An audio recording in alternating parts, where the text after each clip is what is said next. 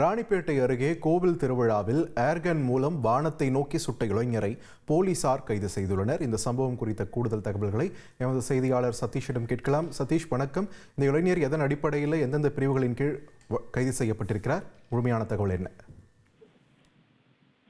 வணக்கம். ராணிப்பேட்டை மாவட்டம் வாலாஜாப்பேட்டை அடுத்த தென்கரப்பந்தாங்கல் கிராமத்தில் திரௌபதி அம்மன் ஆலயம் உள்ளது. இந்த ஆலயத்தில் துரியோதனன் படுகொலை நிகழ்வு ஒவ்வொரு ஆண்டும் நடைபெறுவது வழக்கம். அந்த வகையில் இந்த ஆண்டு திருவிழாவானது இன்று நடைபெற்றது. திருவிழாவில் சுவாமி ஊர்வலத்தின் போது ரோட்டு தெருவை சேர்ந்த விஜயா என்ற மூதாட்டியினுடைய வீட்டிற்கு முன்பு சுவாமியை அர்ச்சனை செய்வதற்கு நிற்க வைக்காமல் விழா குழுவினர் சென்றதாக தெரிகிறது.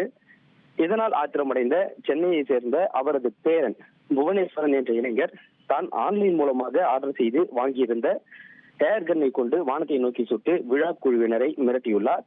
இதனை கண்டு அச்சமடைந்த ஊர் மக்கள் அவரை சமாதானப்படுத்தி அவரது வீட்டின் முன்பு சாமியை நிறுத்தி அர்ச்சனை செய்த பின்பு திருவிழாவின் ஊர்வலத்தை தொடர்ந்துள்ளனர்.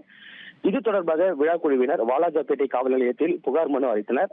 இந்த புகாரின் அடிப்படையில் விசாரணை மேற்கொண்ட வாலாஜாப்பேட்டை போலீசார் புவனேஸ்வரனை கைது செய்து அவர் வைத்திருந்த ஏர்கன்னை பறிமுதல் செய்துள்ளனர். மேலும் இந்த சம்பவம் தொடர்பாக விசாரணை நடத்தி வருகின்றனர். இந்த சம்பவம் அந்த பகுதியில் பெரும் பரபரப்பை ஏற்படுத்தியுள்ளது. நன்றி சதீஷ், உங்கள் விரிவான தகவல்களுக்கு.